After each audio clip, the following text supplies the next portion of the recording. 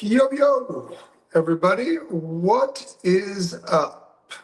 Your friendly neighborhood physical therapist, Dr. Ryan Welton, coming to you from just outside the beautiful, nice day out there. I just took a walk. I know it's snowing and it's cold. I just got back from Massachusetts over the holiday and it was really cold.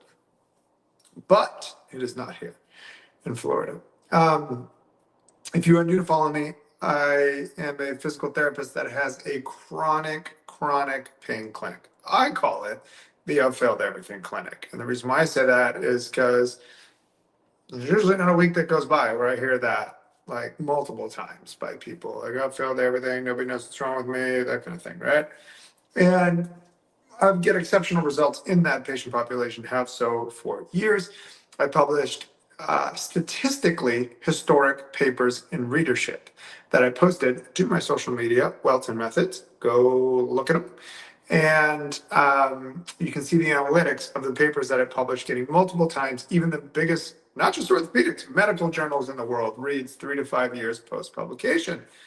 So if you click below and join my free VIP school group, okay, my free VIP school group,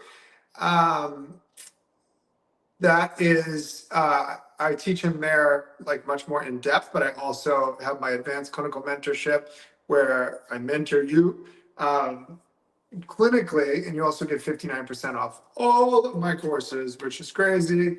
People love those courses. I think you'll be stunned at using these courses because a lot of this is why those papers that I wrote made medical history.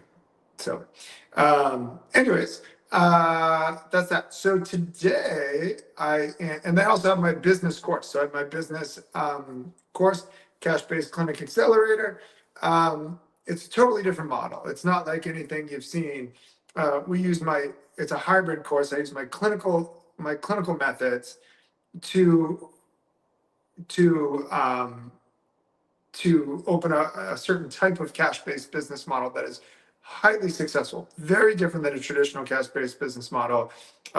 One therapist generates 7 figures in this business model, and there's not too much overhead, relatively speaking. So it is very profitable, but it's based off my methods. So I have people now doing it and loving it, and it's the most rewarding thing that I've done in my career. And I've worked with basically every type of population, special ops soldiers. I worked in the NFL, worked with NBA players, see pro baseball players. But these people are the most rewarding because they're so debilitated with this chronic pain. But I show you how I help these people, and I generally don't worry about helping these people. Anyways, that's that. Today, I am talking about shoulder pain. So I published a paper called, click the link below, click my VIP, go to my school group, join it for free.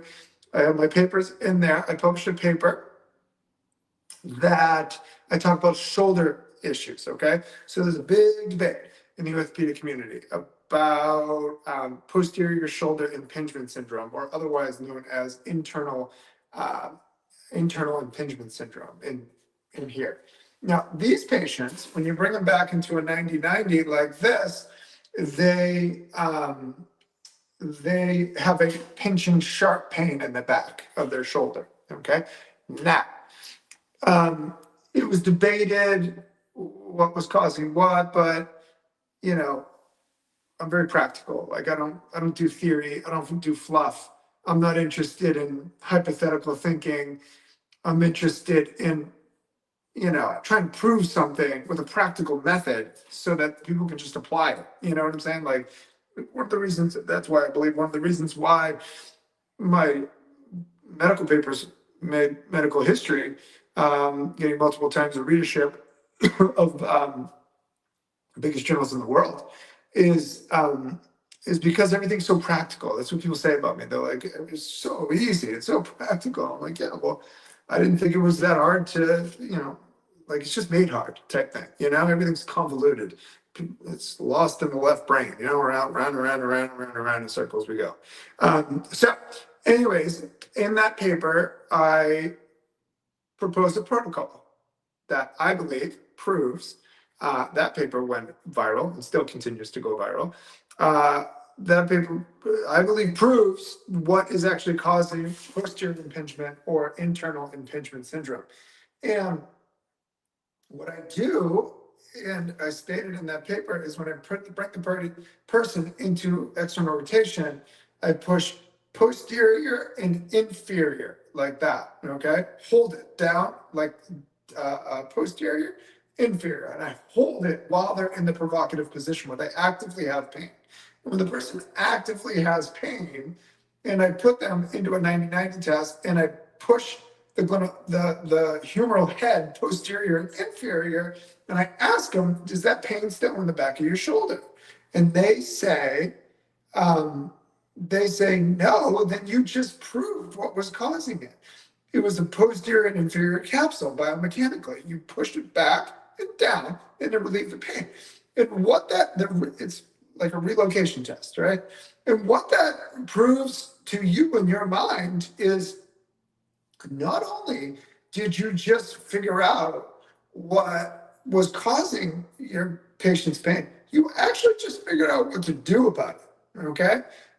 Because if posterior inferior mode relieves their pain, then you need to mobilize the posterior inferior capsule. Now, what I believe is happening there biomechanically, in my clinical experience, is what's happening. So this is the back of my left shoulder here, right? And what's happening is when you bring these people into 90-90 and externally rotate, it pinches back here, okay? And when it pinches back there, they get a sharp pain. I've seen people that are like, I can't lift my arms up over my head for years, and they get ejected and all kinds of things, right? Physical therapy hurt them, right? And one of the reasons that physical therapy hurt them is I always ask, well, what did they do with you? And then I stopped asking because I didn't want to hear it anymore, because I'm like, is one of the things is bilateral external rotation like this, okay? And when they do bilateral external rotation with like a rubber band in a doorway, what are you doing? You're taking an impinged labrum.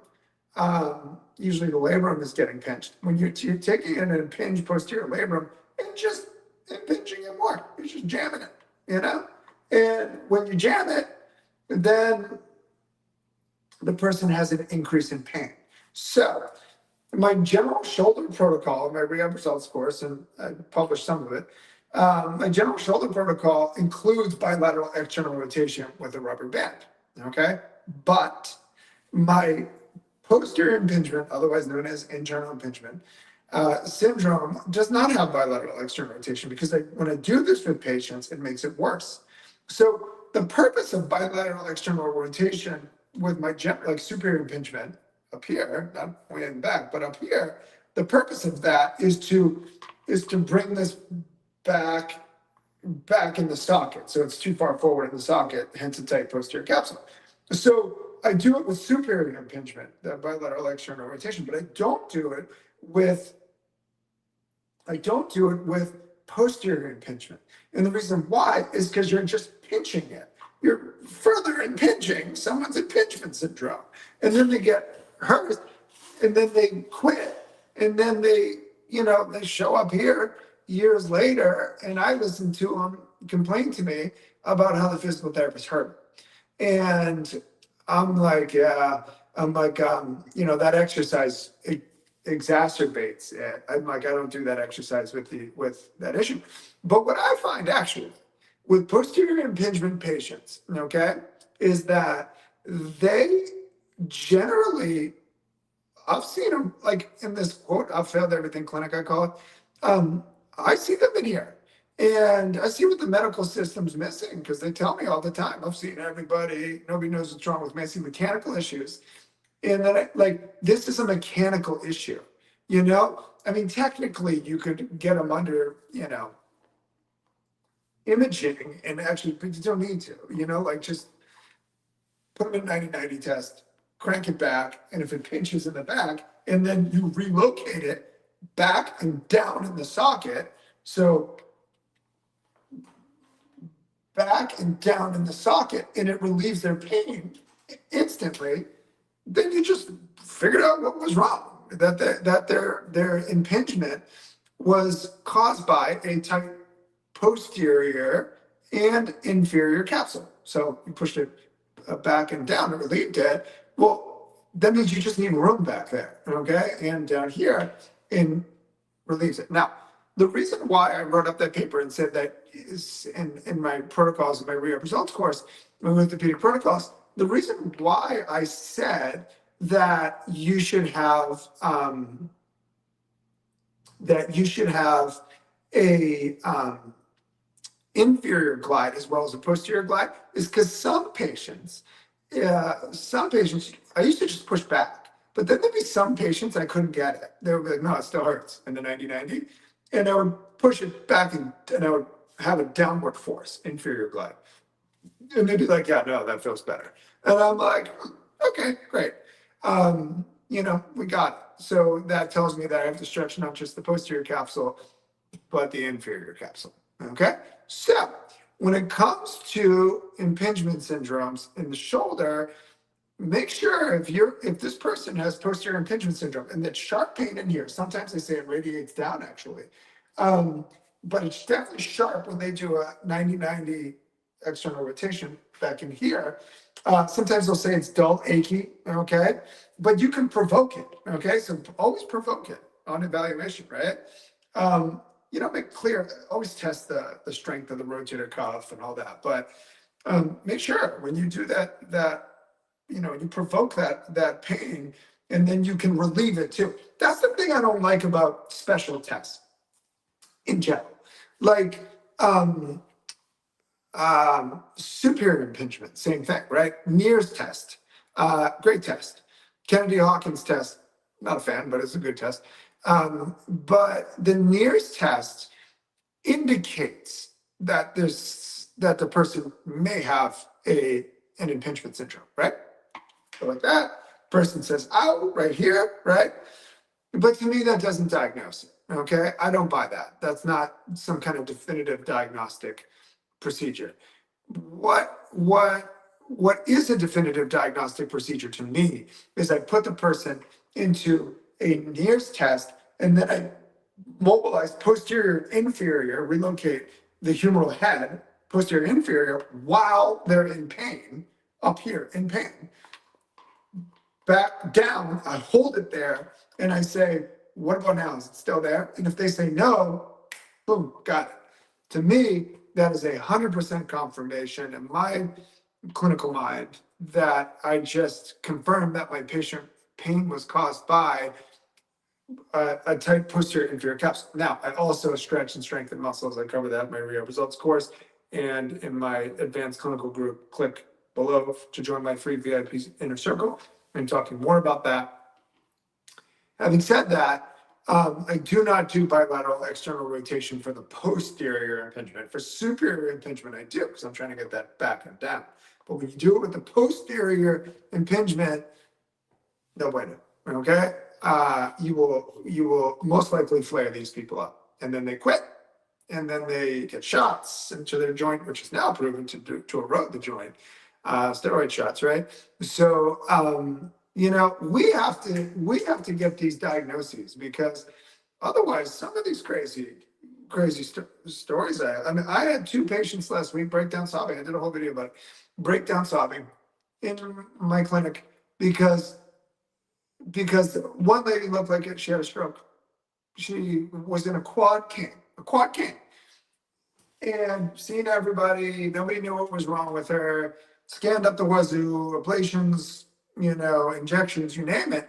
I started thinking this has to be mechanical. You've been scanned up the wazoo. They've done all these procedures on you. It has to be something that doesn't show up on X-rays and MRIs, right?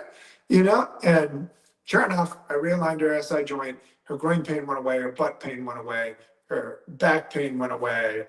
And she was able to walk much better. Okay. So, and then another lady, she just started crying because she saw my ads that I teach in my cash-based clinic, how to target these people and bring them in. She saw my ads and realized that this guy knows exactly what's wrong with me, even though I've had it for 20 years. 20 years. These people, and she's like, I can't work, I can't do anything type thing, like barely move, It's so bad, the pain, the sheer and going pain. Okay. So when we miss these things, these people like that, they go into the medical world, man, it's wild, the stories you hear. So I'm teaching people how to open and run these cash-based clinics, highly profitable. We charge $400 for 30 minutes. People say nobody's going to pay that rent. Let me tell you something, that I've been doing this cash-based clinic for about 17 years. And people are desperate for somebody that actually knows what they're doing. Desperate. They will literally move heaven and earth to find the money to pay for you. Like, there are certain conditions that are so debilitating and they're just so tired of it that they will pay you what you are charging. Like, people are all fighting over the same patients. There's a whole patient population that is screwed. And if you know how to help these people, that's what I cover, how I get the results that I get in the quote, I've failed everything clinic, it's not stressful for me. Actually, to be honest with you, that I don't find the clinical part generally stressful. It's not, when it comes to this. To be honest, the hardest part is personalities. You've seen so many different personalities. You try to get people out of their own way to keep going, and they have excuses why, it's not going to work or something like that. You just got to get them out of their own way, which I cover in my courses. So, that's the hardest part to me is, managing personalities. The clinical part I don't find to be, even in a quote, I've failed everything clinic, I don't find it to be difficult, generally speaking. Now, can I fix arthritis? No. Can I help it? Yeah. If someone's getting just pushing in their spinal cord, can I fix it? No. You should go have surgery. There are things that I can't touch, but, in the general chronic pain world, I usually can fix it. Usually. But that's why my papers made medical history and readership, getting multiple times what most papers get, and not just orthopedics, the biggest journals in the entire world. Okay? Other than that, I am out. Love you all. Peace.